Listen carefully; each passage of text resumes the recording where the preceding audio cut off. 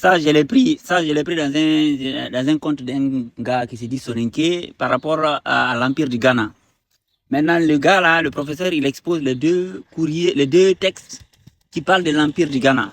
Ce sont les deux seuls textes qui parlent de l'Empire du Ghana qui prouvent que ça existait, quoi, en fait. Mais il n'y a pas le nom Soninké nulle part mentionné. Mais par contre, le plus ancien des deux, il décrit la cour royale et les gens dans la cour royale. Parce qu'en fait, les gars, ils prennent ces textes-là pour associer et dire Soninké, Soninké. Maintenant, écoutons maintenant ce que le gars qui a écrit, je crois, c'est Al-Bakri, je crois.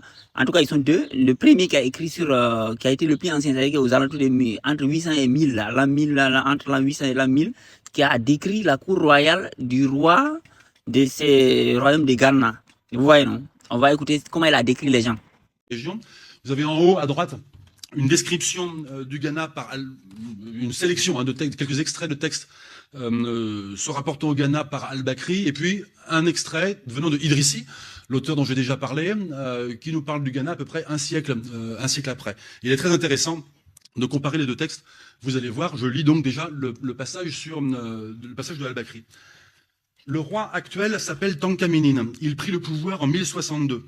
Donc quelques années seulement avant que Al-Bakri n'écrive son propre livre, ce qui veut dire que pour ce sujet-là, les informations d'Al-Bakri sont très à jour. Tankhaminin est un homme intrépide, doté d'un vaste royaume. Il détient un pouvoir redoutable.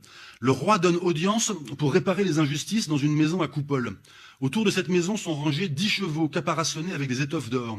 Derrière le roi se tiennent 10 pages, portant des boucliers et des épées en or. À sa droite sont rangés les fils des princes de son empire, aux cheveux tressés et entremêlés d'or et portant des habits magnifiques. Le gouverneur de la ville est devant lui, assis par terre au milieu des ministres, également assis par terre.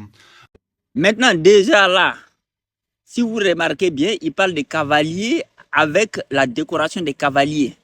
Ça, c'est les cavaliers au Kano. Kano qui était l'un des plus grands centres du Sokoto.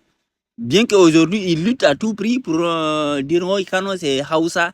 Alors qu'il n'y a aucun roi, à l'heure actuelle où on parle au Nigeria, il n'y a aucun roi qui est Hausa. C'est-à-dire que tous les rois qui sont là-bas, ils sont des Peuls en fait. Juste des Peuls qui parlent la langue Hausa. Et c'est eux qui étaient, voilà, c'est la cavalerie de l'empire du Sokoto, le plus grand empire contemporain. Voilà, le plus grand empire contemporain en Afrique, c'était le Sokoto, l'empire du Sokoto. Maintenant, les gars, puisque quand tu es dominé, c'est pas toi qui décides. Donc, ils jouent là-bas, ils réécrivent l'histoire, ils disent que c'était. Alors que la langue Hausa, c'était la langue d'un petit groupe, Peul, voilà, ancien. Voilà. C'est une langue Peul même à la base. Mais maintenant, partout, ils écrivent Hausa Fulani. Alors qu'il n'y a pas de Hausa en fait. Alors, même où on parle, il n'y a aucun roi Hausa au Nigeria. Tous les rois qu'on voit là, c'est des Peul en fait. C'est des familles Peul, des lignées Peul. Et juste qu'ils parlent Hausa parce que l'administration coloniale avait imposé la langue Hausa au nord du Nigeria. Juste ça. Maintenant, les Noirs qui sont au sud, comme les Ibo, les machins là, comme ils veulent affaiblir les Peuls et puis les rendre étrangers, alors que tout le Nigeria appartient aux Peuls en réalité. Voilà, ils sont au nord, au sud, à l'ouest, à l'est. C'est évident quoi. Donc, la description qu'il a donnée là, il parle des cavaliers et la déco de ces cavaliers. Et ça, on retrouve ça au Cameroun, on retrouve ça jusqu'au Fouta Toro. C'est-à-dire que c'est vraiment typiquement Peul, cette culture du cheval. Voilà. Maintenant, j'avais fait aussi des vidéos où j'expliquais le rapport sacré entre les Peuls et l'épée. Pour ceux que ça intéresse, ils peuvent aller voir. Vous voyez, non? Les Peuls, traditionnellement, il y a des choses, on ne se sépare jamais de ça. L'épée et l'arc. Un Peul a toujours son épée et son arc. Même dans les fêtes. Et j'avais même expliqué, c'est-à-dire que le rapport sacré avec l'épée et les descriptions des anciens Européens qui étaient mélanodermes, c'est-à-dire qu'il y a des couleurs de peau, voilà, comme nous, et des teints même comme nous, ouais, c'est-à-dire qu'il y a des gens un peu clairs, parfois un peu plus foncés, voilà, et leur rapport à l'épée, vous voyez, non? Maintenant, ici, il a parlé de la mosquée qui est en dôme, vous voyez, non? À l'Empire du Ghana, à Royaume de Ghana, en fait. Ça, c'est à Dingirawi, ça, c'est en Guinée, Fouta Djallon. Fait par Elhadj Oumar Tall, ou bien ses descendants. Ça, c'est la mosquée en dôme. Maintenant, montrez-nous une mosquée en dôme que les Soninké ont une fois fait. Quel est le corps de cavalerie qu'on connaît chez les Soninké? Quel est le rapport à l'épée qu'on connaît traditionnellement chez les Soninké? Et aussi, il parle des gens qui sont tressés avec de l'or dans les cheveux.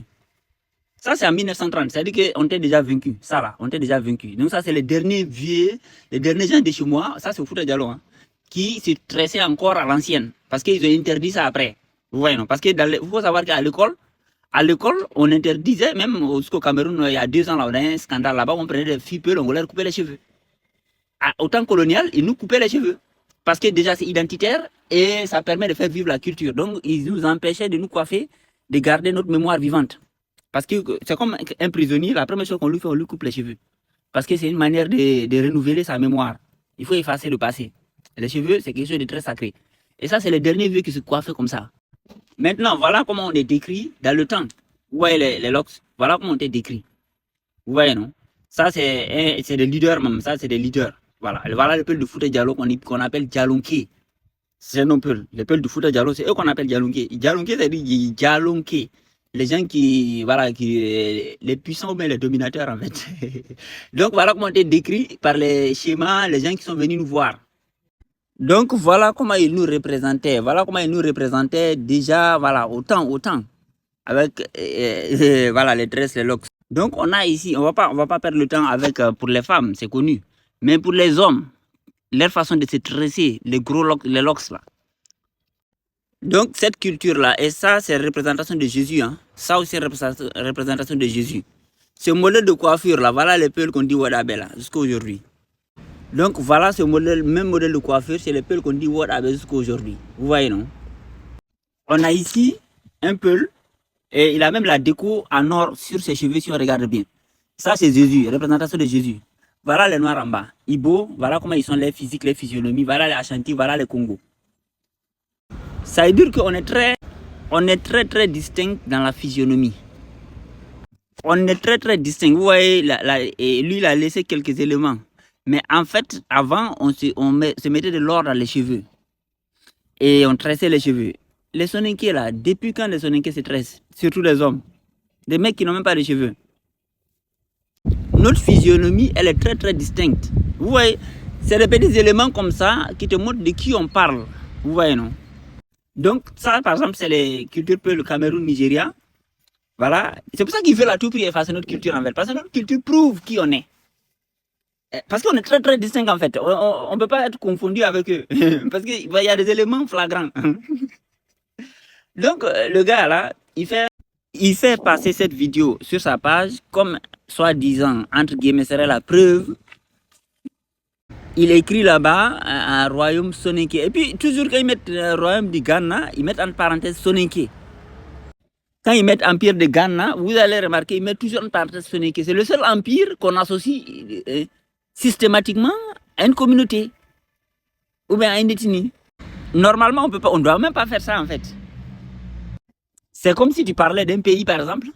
Tu ne vas pas associer un pays. Ils mettent toujours Ghana, ils mettent en parenthèse Soninké. Déjà, si tu dis empire, ça veut dire que tu n'es pas le seul dedans. Et pareil, même royaume. C'est-à-dire qu'on n'associe pas normalement de l'histoire à une communauté particulière, dans une zone où ils n'étaient pas les seuls.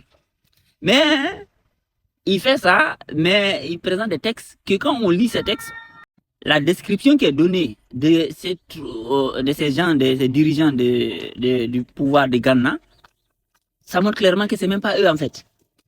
Mais si tu n'as pas pris le temps d'écouter et d'analyser, tu ne comprendras pas. C'est-à-dire qu'ils vont t'embrouiller. Et donc les gars là, ils passent leur temps à raconter qu'ils avaient un royaume et un empire. En la mine, il n'y a aucun texte où leur nom est mentionné. Et ni rien qui renvoie à eux. Même la description des gens qui étaient ne leur correspond pas. Et en plus, comme je l'ai fait remarquer la dernière fois, c'est-à-dire que même les tombeaux de Koumbi Salé, parce qu'ici on parle des cimetières, on parle aussi des mosquées. Mais même les tombeaux de Koumbi Salé, les os qui ont été déterrés, archéologiquement, ça n'appartient pas à des Soninké. C'est-à-dire qu'il n'y a ni leur nom. C'est des gens, ils racontent une histoire sans aucun fondement, ni manuscrit, ni archéologique, ni historique. Et dans la zone même, ils n'ont jamais été majoritaires dans cette zone. C'est des peuples qui sont...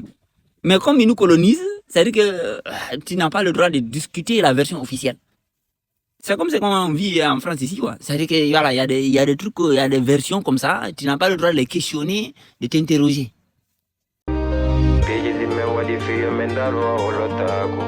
Midoka gesa mido asude Ebulo seda yo jalu ala Unde to ino jalude Udikone makuri kogonga Kono tapudi koto sole Aduna kodo iwona dole dei Edito miyempe Aduna kasata komisal Tagoto tajo yo fofa Dota mo wojila no gebal